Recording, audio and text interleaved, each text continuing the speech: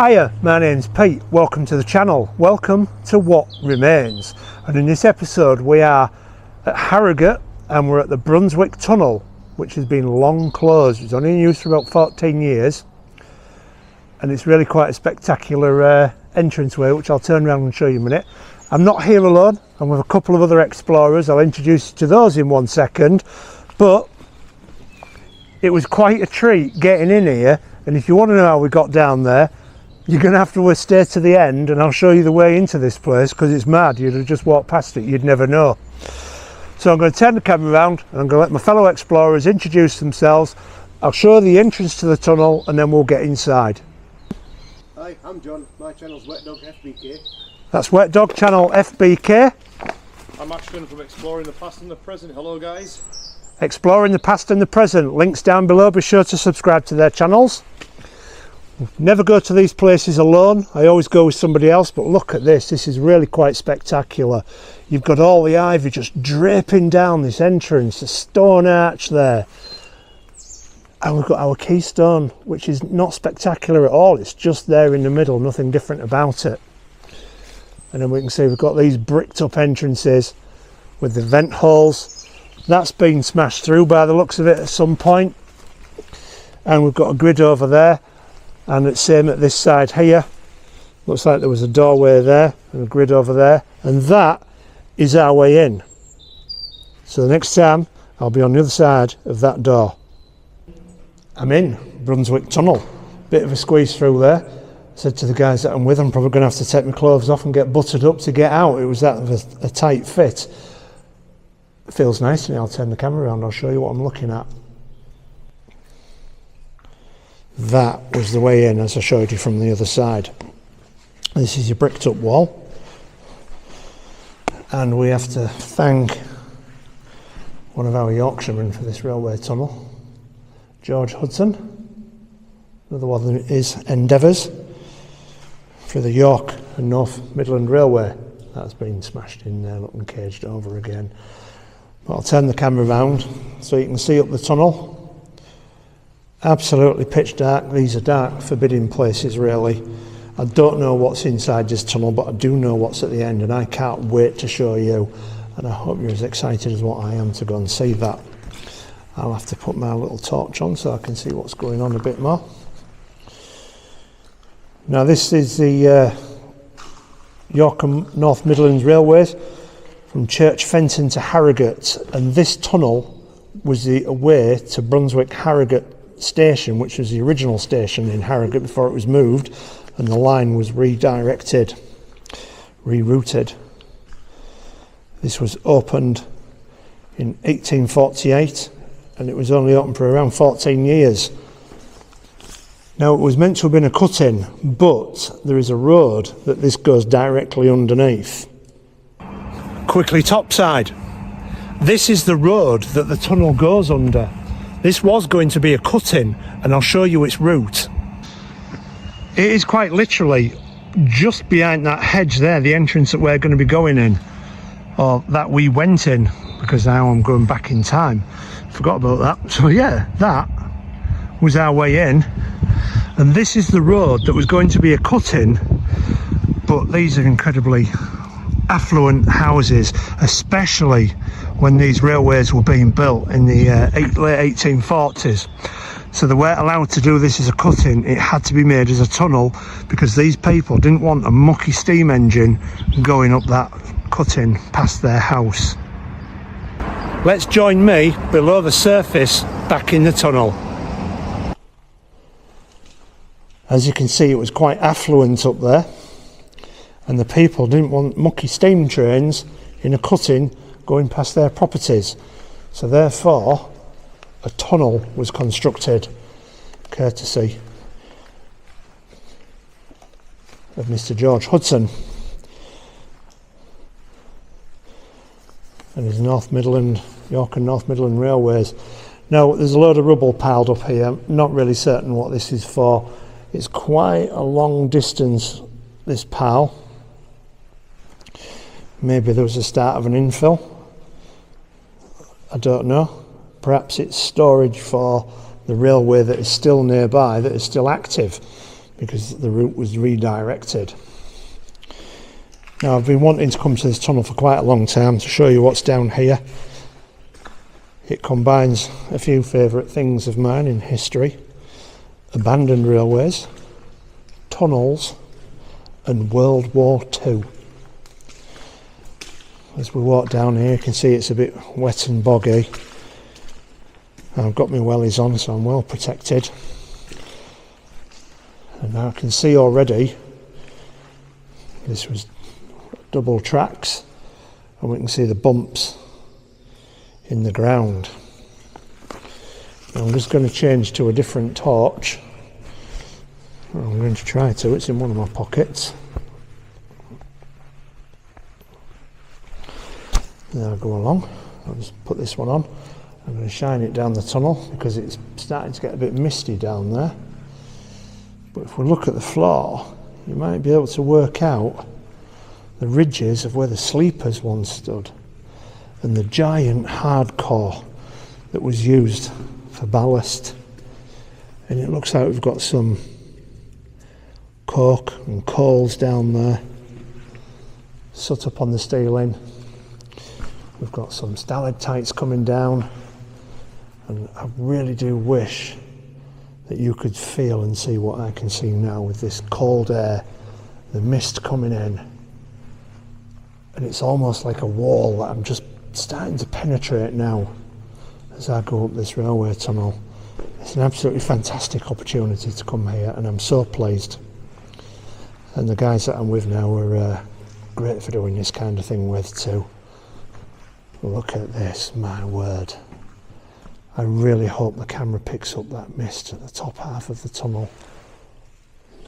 It's just sitting there. Amazing. So I'm going to walk up this tunnel, and when I see anything interesting, I'll be filming it to you. There are no refuges in this tunnel as we go up, I do know that, and there is no ventilation shafts. It is quite simply a short tunnel. At 415 yards long. Now, a little bit back there, the mist was separated, whereas now it just fills the tunnel, not just sitting on the top half, but also in the bottom half, and it's absolutely beautiful. I'm loving it. And I'm so excited to see what's down there. So let's continue on. I'll switch the camera off for a little while.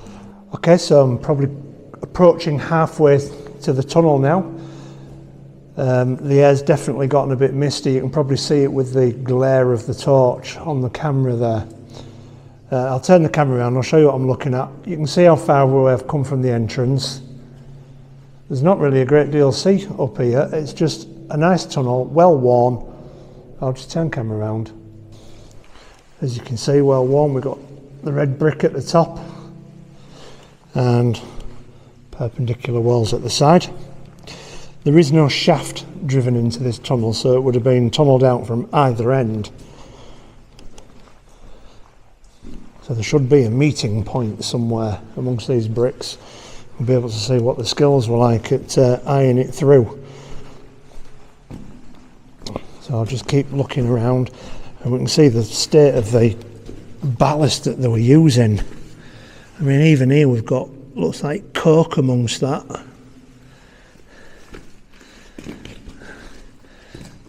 We've still got black soot up on the ceilings there.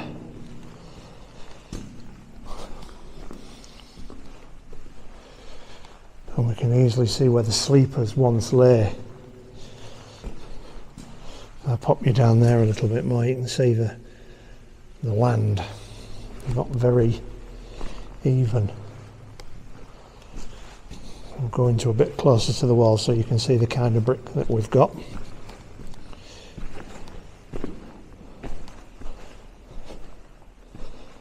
It's really a really nice tunnel. I'd like to put a big shout out to Wet Dog FBK and Exploring the Past and the Present, who are on this explore with me today. So check out their channels, covering all kinds of history, mainly railway, but other things come up as well. We just enjoy going out and doing stuff, to be quite honest with you. Alright, so I'm going to get up to the end, and if I see anything interesting, I'll pop the camera back on. And no sooner did I turn the camera off, look at this, we've got a distinct change in the brickwork. Now that might not look very different to you, but I'm going to point out what I can see. You can see this course of bricks here, it doesn't match, and that's been cut in, that's been cut in, all that's been cut through, piece missing there, probably washed out. It looks like that piece there, and it just doesn't match, the courses don't match, and they've sort of equalled out the top course there with a narrower brick. Now that's a clue as to what point I've come to after just what I was saying, and all we need to do is go over to the other side and we've got exactly the same thing again.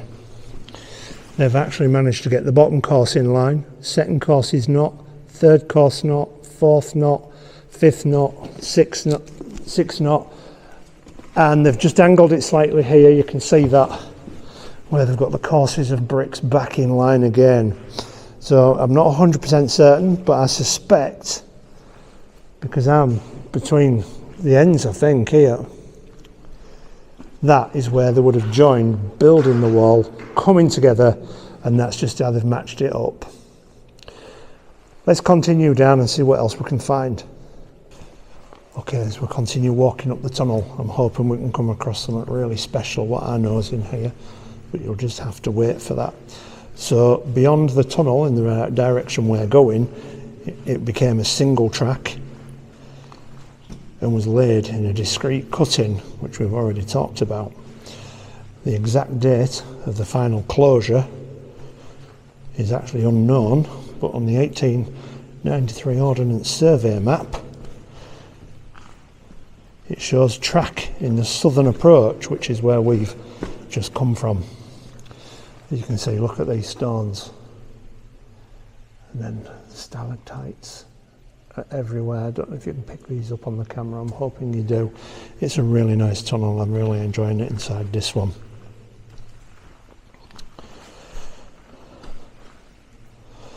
The north end, which is where we're going, is completely infilled, so we'll have a look at that when we get there. And there is a special World War II feature at the end. Now I can see something coming up, I don't know what it is, I don't know if it's going to be something exciting, gosh I hope so. So what I'm going to do is I'm going to turn the camera off, oops, so I don't concentrate and fall over like that, and I'll show you what it is when I get there. So I found out what we could see. I'll turn the camera around. It's not much, but I'll just show you it. There you go, Marks and Spencer's trolley. I thought it was going to be something exciting, but it's a rather disappointment. But look at the corrosion on that. Incredible. Now, what we have coming up here is what I really wanted to show you. And as we go down a little bit, we can look at the ground. You can see where the sleepers were. Can you see that in the shadows? Absolutely brilliant. Let's move along nice and steady. Don't want any mishaps. Now this would have been really, really important, this tunnel, during the Second World War. Now during the Second World War, it was used as an air raid shelter, and that's what we've got coming up here now. And this is inside the northern portal. It was the only large public air raid shelter in Harrogate. And as we can see, we've got that there. So we'll go inside. Now, this is rather exciting for me. We've got a concrete plinth up there. And I've had a look around at the bricks. And these are made by Whitakers of Leeds, the majority of them are. But I think we have a really special brick what I've looked around and tried to find for you. Now this is the air raid shelter, or what's left of it. We can see these walls here were for a toilet block. There wouldn't have been flushing toilets, but rather just probably buckets or some kind of sluice with a door on. And if we look up there, we can see where the waterproofing would have been for the shelter with all these lats, perhaps some kind of bitumen sheeting.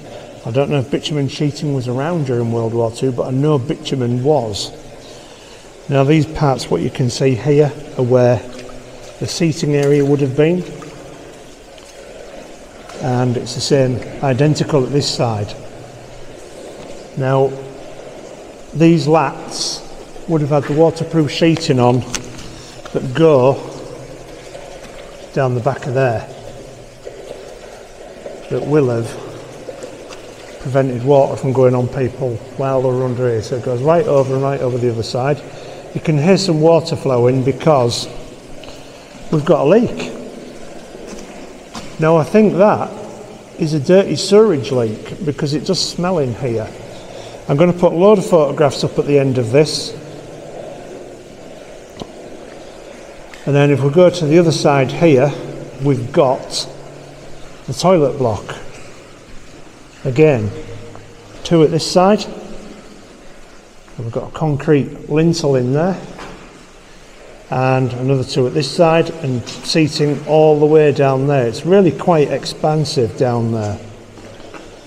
Now this was the way into the shelter through the northern portal. And as we can see, the construction remains the same throughout. Stone vertical walls and an arched brick ceiling. Now there are some stalactites up there that look rather spectacular from the top. This infill here, I suspect, was done at the same time as this stairway was built. Because we can see the end of the portal, and above here is a roundabout on the modern roads.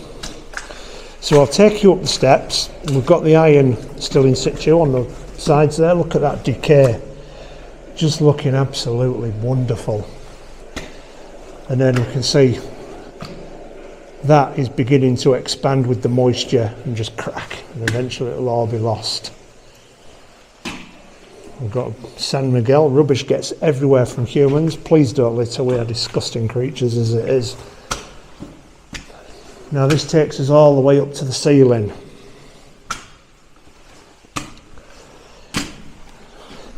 Now up there we can see the edge of the portal, which we can get to at this side, but what I want to do is just show you back that way. And then up at the ceiling, we've got all those stalactites. Look at them. They are just something else. And I've taken some photographs at the end, to put up at the end. Now, what I've found amongst these bricks here is some war bricks. Now, some people may know this one's a Whittaker brick from Leeds. Most of them are, but very occasionally you'll come across a brick that has a big V on it for victory, or Allied. Absolutely fantastic brick that. There's nothing written on the other side. It is absolutely special. Unfortunately there is a lot of decay on that, and we'll be leaving this here. This was the way into the air raid shelter, and this is actually the northern portal, just there. You can see a little bit damp. And then round here would have been our way through. And then at the end there will have been some stairs.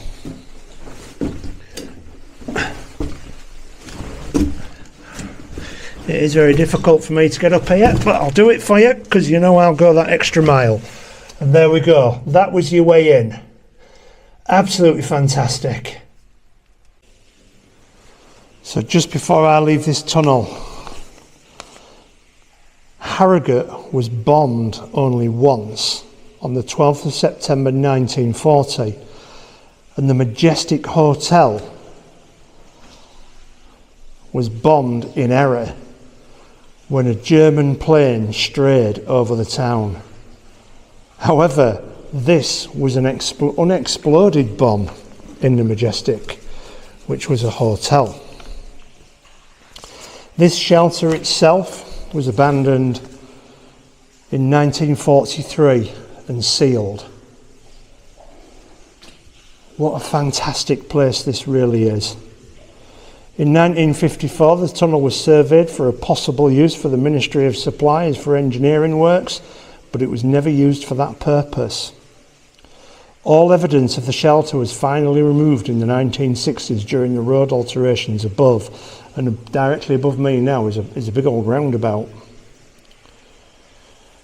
At the time, the workmen were unaware of its existence and actually dug into the air raid shelter through there, or more than likely there.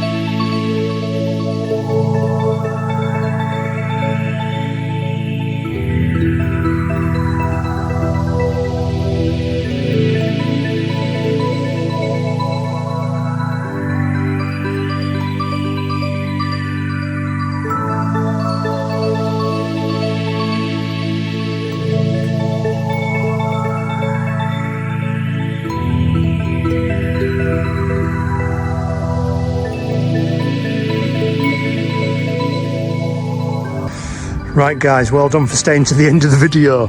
Look at this beautiful residential street and look at that hedge there. That is our way to this tunnel. Thank you for staying to the end. Look at this, watch this, look at this. The stuff you do for YouTube can be absolutely crazy at times. And that's me in there as well. Now we're gonna go around here. We'll just pass these guys.